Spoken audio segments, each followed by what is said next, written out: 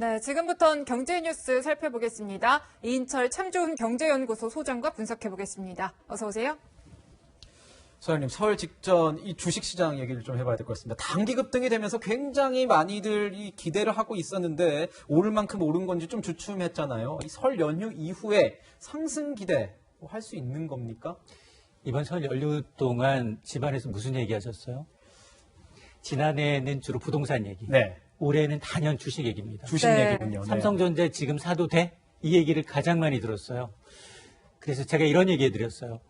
19세기 중반, 1840년대 미국에서 골드러시가 시작이 됐어요. 네. 미국 캘리포니아주에 금광이 발견된 겁니다. 그렇죠. 네. 전 세계의 투자가들, 광부들이 다 모였어요. 결론적으로 누가 돈을 벌었을까요? 누가 벌었습니까? 광부들은 돈을 벌지 못했고요. 그렇죠. 100여 년이 지나고 보니 청바지 업자가 돈을 벌었습니다. 아하. 텐트 팔러 갔다가 광부들이 옷 헤어져서 금 더 못 캐겠다. 옷이 너무 빨리 헤어진다라는 얘기를 듣고 단단한 천으로 만든 텐트를 청바지로 개조해서 만든 그게 리바이스의 창업주예요. 네. 레비 스트라우스가 돈을 버는 세계적인 거부가 됩니다. 그렇군요. 예. 제가 이 얘기를 왜 하냐면 지금 너나 할 것 없이 예적금 깨는 건 기본이고요. 보험 깨죠. 여기에다가 연금까지 깨고 있어요. 그러니까 노타치, 내가 들어갈 거야. 노다지 이 금광 얘기 나오는 거 아니겠습니까? 말씀해 주신 것처럼. 맞습니다. 그러다가 이 어르신들, 60, 70대 어르신분들이 야 지금 삼성전자 사야지 이 얘기 하시더라고요. 그래서 지금 경각심을 주기 위해서 제가 이 얘기를 드렸는데 증시 전문가들은 다 좋다고 하죠. 지금은 단기 급등에 따른 이제 과열 국면이기 때문에 잠시 쉬어가겠지만 지난해 10월 말만 하더라도 코스피는 2260선 뛰었습니다. 3개월 만에 1000포인트가 뛰었어요. 네. 너무 빨리 뛰었다. 돈이 너무 많이 몰린다라는 우려감 때문에 지금은 한 3100선에서 숨고르기 과정이 좀 더 이어지지 않겠느냐. 그럼에도 불구하고 숨고르기 과정이 그친 이후에는 재상승할 것이다라는 전망이 우세합니다. 네. 또 관련해서 좀 더 궁금한 게 사실 거래대금은 좀 줄고 있고 정말 많은 개인 투자자들이 관심을 가졌던 애플과 현대차의 협력 또 일시 중단된 상태로 좀 보이고요. 설 연휴 이후에 어떤 새로운 동력이라고 하면은 뭐가 있을까요? 그렇습니다. 이 증시는 이유를 찾으려고 해요. 상승할 때는 부정적인 뉴스도 상승 쪽으로 해석을 하고요. 네. 하락을 할 때는 긍정적인 뉴스도 부정적으로 반영을 합니다. 네. 그런데 증권 전문가들이 보고 있는 증시 상승의 그 원인은 물론 조정장 때문에 거래량이 다소 줄어들 수 있겠지만 근본적으로 보니 시중의 유동성이 너무 풍부하다. 유동성이 너무 풍부하다. 맞습니다. 네. 거의 3천조 원에 달하는 이 유동자금이 부동산은 규제로 막혀 있으니 대부분 주식 쪽으로 이동하려고 기웃기웃거리고 있다더라라는 얘기고 또 하나는 우리의 굴제 기업들이 실적의 뚜껑을 열어보니까 예상보다 나쁘지가 않더라라는 네. 겁니다. 자, 이런 점을 이유로 지금 풍부한 유동성 장세가 조금 더 이어질 수 있다라는 얘기인데 여기다 미국도 지금 바이든 행정부가 1조 9천억 달러의 경기 부양 법안을 합의를 했습니다. 자, 이런 것들이 기대감이 있는데 다만 변수는 있습니다. 변수. 달러의 흐름이 과연 계속해서 약세가 될 거냐. 네. 달러가 지금 점진적으로 강세 기조로 바뀌고 있어요. 지난해 코로나 팬데믹 당시에 미국의 10년물 국채 금리가 0.4% 미만이었는데 네. 지금 1.2% 4배 올랐어요. 어허. 네. 이 앞자리가 1에서 2로 바뀌면 글로벌 돈의 흐름이 바뀔 수 있습니다. 아하, 그렇군요. 그러니까 신흥시장에 구태 투자 안 해도 야 미국이 그냥 국채만 갖고 있어도 따박따박 연 2% 이자 주면 나는 구태여 위험자산 투자 안 할 거야 라는 심리가 만연해질 수 있습니다. 이거 뭐 동학개미들이 볼 게 많습니다. 뭐 로빈훗들이 어떻게 하는지도 봐야 되고 달러가 어떻게 움직이는지도 봐야 되는데 로빈훗 얘기가 나와서 좀 말씀드릴까 하는데 이 쿠팡이 뉴욕 증시에 상장을 한다 평론가님 이런 얘기가 있습니다. 우리나라도 아니고 뉴욕 증시 상장은 무슨 얘기입니까? 그러니까 사실 쿠팡 같은 경우는 그동안도 글로벌 투자를 많이 받아왔기 때문에 굳이 네. 이제 국내에서 매출을 올리고 사업을 전개하고 있지만 국내 증시에 꼭 묶일 필요가 없다는 판단을 내부적으로 한 것 같고요. 뉴욕 증시에 상장될 때 본인들이 가지고 있는 가치를 특히나 쿠팡 같은 경우는 현재 매출보다는 미래 가치 때문에 그동안 뭐 소프트뱅크나 이런 곳에서 훨씬 많은 투자를 받아왔습니다. 그 미래 가치를 인정받기에는 국내 증시보다 뉴욕 증시가 더 낫다는 판단을 내린 것 같고 또 한 가지 이 미국 증시에서는요. 차등 의결권이 보장이 됩니다. 네. 차등 의결권이라는 것은 이 주주의 어떤 경영권을 보장하는 한 가지 시스템 중에 하나인데 실제로 쿠팡 같은 경우는 클래스 A와 클래스 B 두 가지 형태의 주식이 있는데 클래스 B 같은 경우는 지금 김범석 의장만 보유하고 있는 주식입니다. 네. 주식 한 주당 지분을 1% 갖고 있어도 29배에 달하는 29%의 권리를 행사할 수가 있어요. 이건 물론 주식을 팔게 되면 똑같이 네. 됩니다만 이 같은 차등 의결권 제도가 국내 증시에서는 인정이 안 되고 있기 때문에 경영권을 보호하기 위해서라도 뉴욕 증시로 갔어야만 하는 그런 여러 가지 배경이 있었던 것 같습니다. 그런 배경도 있을 수 있다. 네. 네, 그리고 저도 놀랐는데 이 증시 상장이 공개되고 하면서 그 관련 서류에 또 같이 포함된 내용 중에 이런 내용이 있어서 화제가 되었습니다. 그러니까 배송 인력인 쿠팡맨을 포함해서 최대 1,000억 원의 주식을 주겠다. 어떻게 그렇습니다. 보셨어요? 현재 쿠팡의 임직원이 한 5만 명 수준인 것으로 알려져 있어요. 대기업이네요. 네. 네. 여기에다가 국내 자본시장법상 상장하기 위해서는 상장 지분의 20%의 경우에는 우리 사주에 배정을 해야 합니다. 네. 그러다 보니 단순 계산하니 여기 지금 1,000억 원 정도를 직원들한테 주식을 나눠주겠다라고 했으니까 5만 명한테 1,000억 원을 나눠준다 그러면 1인당 평균 200만 원 정도 주식을 네. 받게 된다라는 얘기인데요. 여기에 앞으로의 이 증권거래소 내역안에 고용 계획이 또 추가가 돼 있습니다.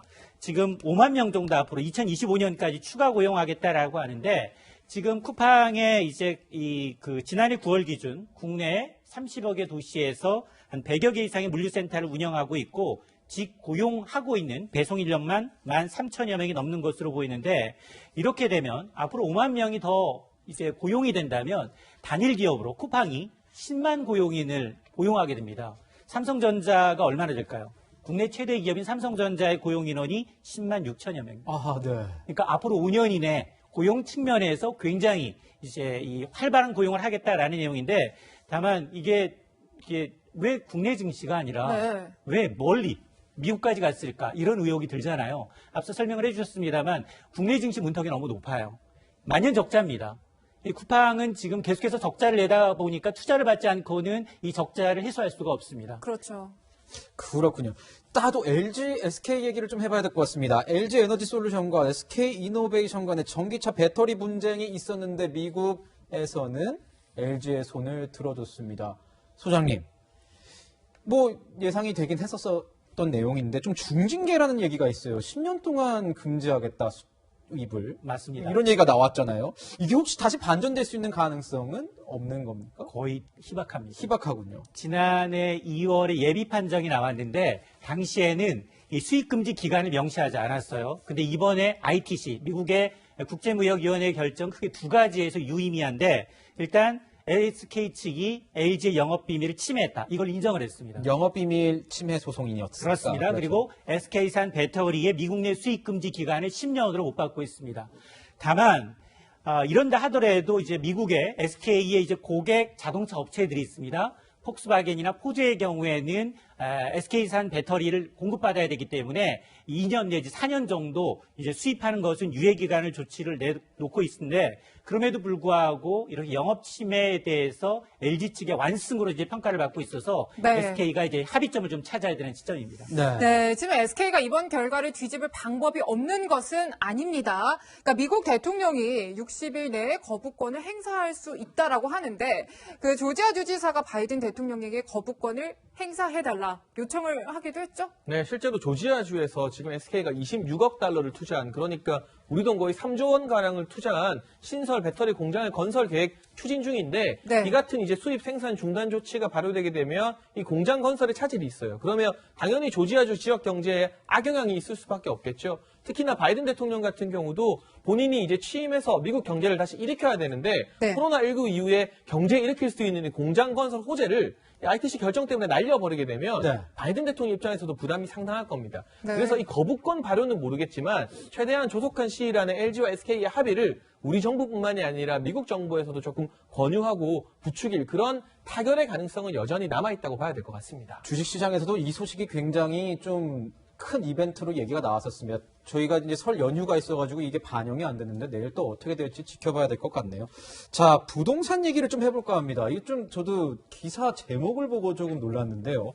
19일부터 청약받는 아파트는 본인이 직접 들어가서 살아야 된다. 전월세를 놓으면 범법자가 되는데 징역까지 살 수 있다. 이런 얘기가 있습니다. 이건 뭐 그렇습니다. 무슨 얘기입니까, 소장님? 오늘 2월 19일부터 이제 공공택지뿐 아니라 민간택지에서 분양가 상한제가 적용된 공공주택을 분양받았다. 이럴 경우에는 반드시 실거주를 해야 한다라는 실거주를 겁니다. 무조건 해야 된다. 그렇습니다. 실거주를 이제 2년에서 최장 이제 5년까지 실거주를 해야 되는데 말씀하신 것처럼 실거주하지 않았다. 이럴 경우에는 굉장히 적발될 경우 1년 이하의 징역이나 1,000만 원 이하의 과태료가 부과가 될 수 있습니다. 그렇군요. 이 장단점이 사실은 뚜렷하게 구별이 돼요. 왜냐하면 분양시장에서 가수요가 좀 사라진다. 네. 사실은 신규 재개발, 재건축되는 단지의 대부분의 입주민, 입주권을 갖고 있는 사람이 입주하게 되면 전세 물량이 줄어드는 효과가 있습니다. 네. 자, 그러다 보니까 이렇게 이제 분양시장이 굉장히 투명해질 수 있겠지만 그럼에도 불구하고 새 아파트로 공급되는 물량이 줄어들 수밖에 없는 구조이기 때문에 전세 시장에는 악재성 뉴스입니다. 네. 네, 사실은 왜 소위 입주장이라고도 표현을 하잖아요. 새 아파트가 입주할 때 되면은 이제 전세 매물이 쏟아지니까 좀 전세 가격도 조금 하락폭을 보이고 이런 흐름들이 있었는데 이런 법이 시행되면 실제 전세 가격에는 좀 어떤 영향을 줄 걸로 보세요? 일단 전세 수급에는 굉장히 좋지 않은 시그널입니다. 그대로 이제 입주 물량 전체가 입주민들이 가져가고 새로 나온 전세 물건이 없게 되다 보면 기존에 있던 전세 물량조차도 지금 전월세 계약갱신 청구권으로 인해서 물량 자체가 부족한 상황에서 수급에는 부정적인 뉴스가 될 수밖에 없습니다. 다만 분양시장의 경우에는 실수요자 위주로 재편됩니다. 네. 그러면 신규 청약을 하시는 분들의 경우에는 가수요가 빠지니까 실제로 입주 계획을 갖고 있는 분들끼리의 경쟁이다 보니까 이제 신규 청약을 기대하시는 분들의 경우에는 경쟁률이 낮아져서 당첨 가능성이 훨씬 높아집니다. 3월 이제 입학 시즌 앞두고 이 학군에 따라서 이 전세 매물이 나오고 뭐 매매 매물이 나오고 이런 것 같은데 지금 좀 조정이 되고 있다 이런 얘기가 들리고 있어요. 일각에서는 이 상승폭, 전세값 상승폭도 줄어들고 있고 매물도 조금 나오고 있는 것 같다. 이 실제 시장 반응은 어떻습니까? 그렇습니다. 지금 한국부동산원의 통계를 보니까 지난주 서울 아파트의 전세값 상승세가 둔화되는 겁니다.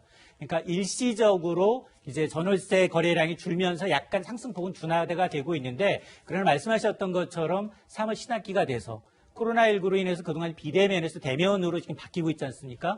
이 정말로 이 2차철 수요가 있는지, 그리고 이제 새로 결혼하시는 분들, 신혼부부들이 이제 집 찾기가 이제 본격적으로 시작이 되는 이제 봄 이사철이 얼마나 수요가 몰리는지를 좀 더 지켜본 이후에 판단하는 게 좋겠습니다. 네. 네, 사실 이제 공급 관련해서 정부가 굉장히 강력하게 추진을 하고 있고 이사 대책도 내놨는데 실제로 가능한지 말들이 좀 많아요, 소장님. 그러니까 특히 이제 공공주도의 공급으로는 한계가 있다 이런 우려 섞인 목소리도 나오는데 설 연휴 이후에 집값 전망은 어떻게 보세요?